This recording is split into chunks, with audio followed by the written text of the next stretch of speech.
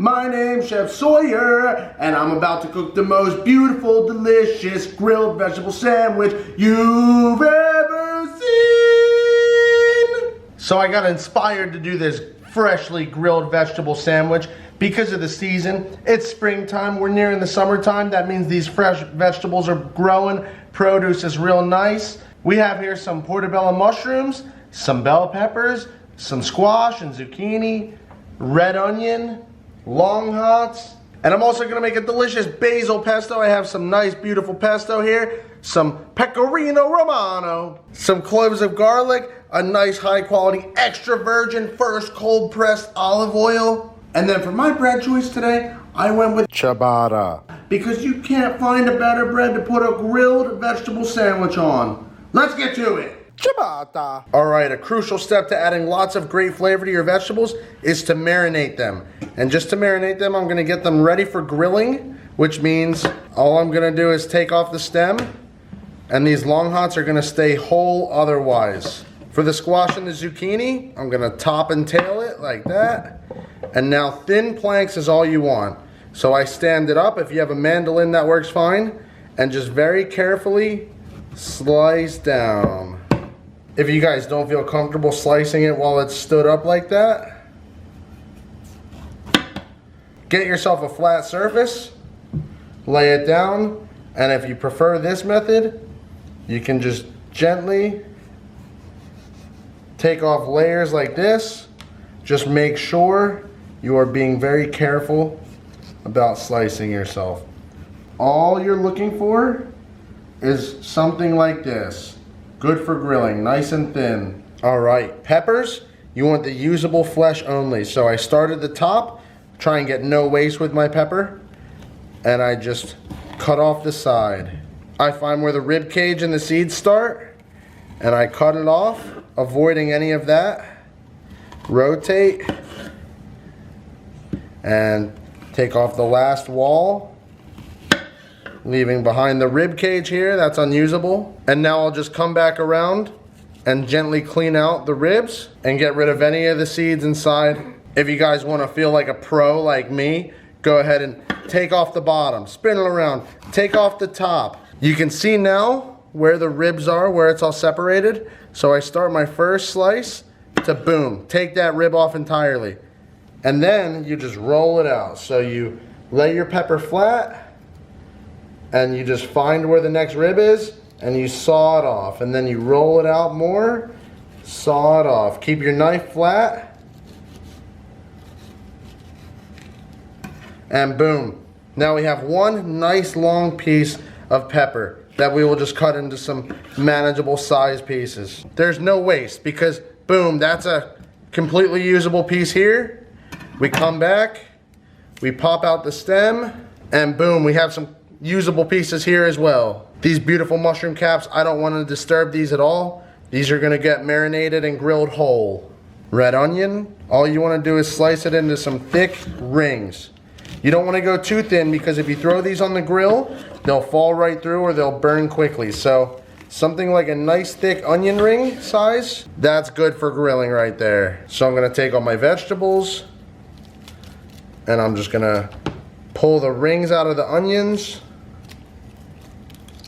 All right, now for the marinade, super simple. We got our extra virgin, high quality. Gonna hit it with a nice good old gluggity glug. We want everything nice and coated. Balsamic vinegar.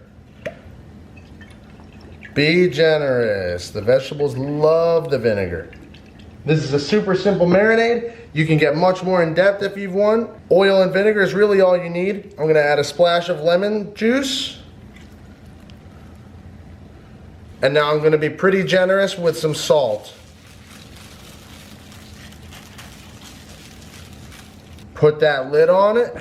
Just shake it up, make sure everything is nice and covered. We got oil everywhere, we got vinegar everywhere, we got salt, lemon juice, we got it everywhere. That's what we want. Every vegetable in contact with the marinating.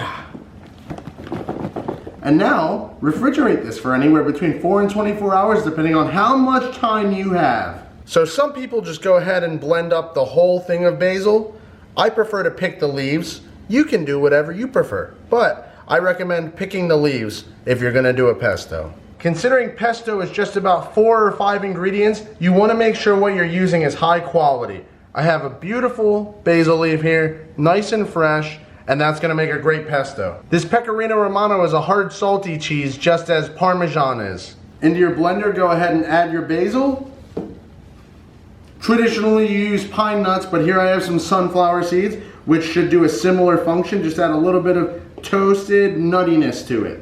2 small cloves of garlic, a little gluggity glug of that high quality extra virgin, and a nice little portion of your salty cheese.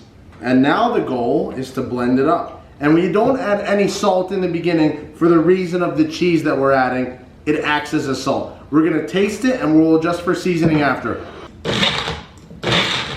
When I'm blending it, I try and do more of a pulse rather than a fine blend because we don't really want a puree here. This is almost a chunkier sauce similar to how chimichurri should be. I'm just gonna go ahead and taste it. It needs a little more garlic, a little more sunflower seeds, and a little more cheese. But it's okay to taste and realize that you need to add more because it's very easy to do that. What's very difficult to do is over season it or over flavor it and then have to subtract. That's almost impossible. So after you taste, you adjust for seasonings and re-blend it again. So I adjusted for seasoning. I made sure it tastes exactly like how I want it to. And I just think it needs a little pop of brightness. A little bit of acid can't hurt. So just a couple drops of lemon juice is really gonna help make the recipe pop. And I'll return this to the blender for the final time. And here you can see my sauce is nice and chunky. It stands up on the spoon. And it's just packed with good basil flavor. I have a nice hot grill here. Things are just gonna start going on. The goal is to develop some nice char. And these things all cook extremely quickly. So maybe just a couple minutes is what you want. Let's get some of our squash and zucchini. We have a nice colorful grill here. Some of those long hot peppers might take a little longer. And you have to make sure you pay attention to everything cooking because on a hot grill like this, 400, 500 degrees, it can go from perfect to burnt in just about 30 seconds.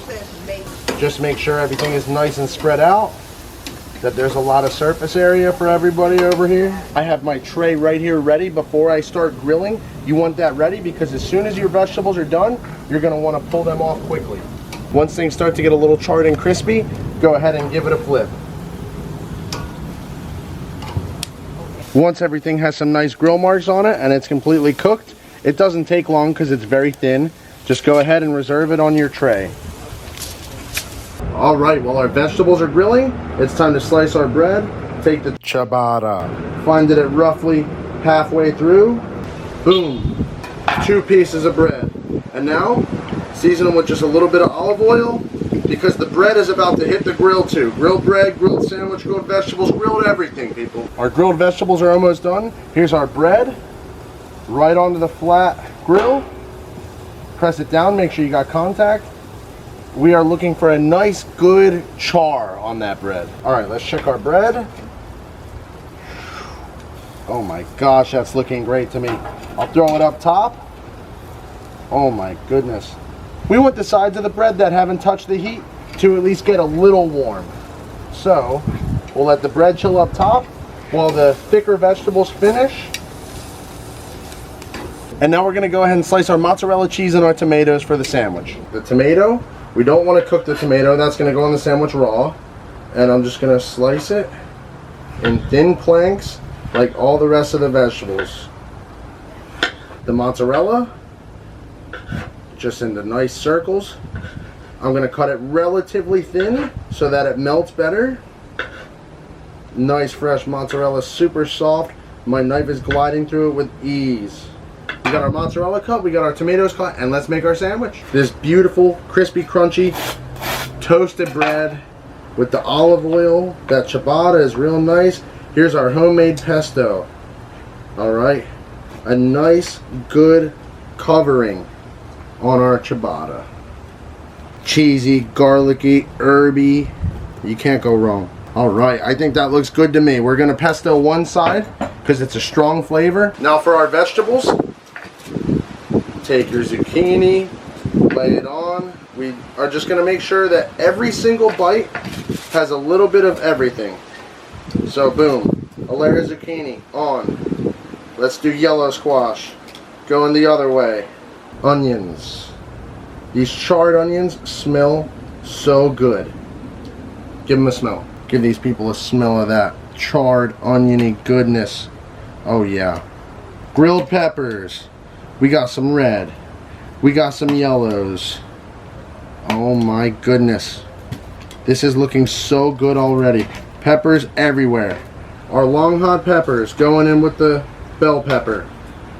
Our nice big grilled portabella caps on top. Our thinly sliced tomatoes wherever they fit. Yes, this is a fully loaded sandwich. All that's left to do is to break into this bad boy and get a nice cross section of this gargantuan beast. And let's see what we got on the inside. Oh my gosh.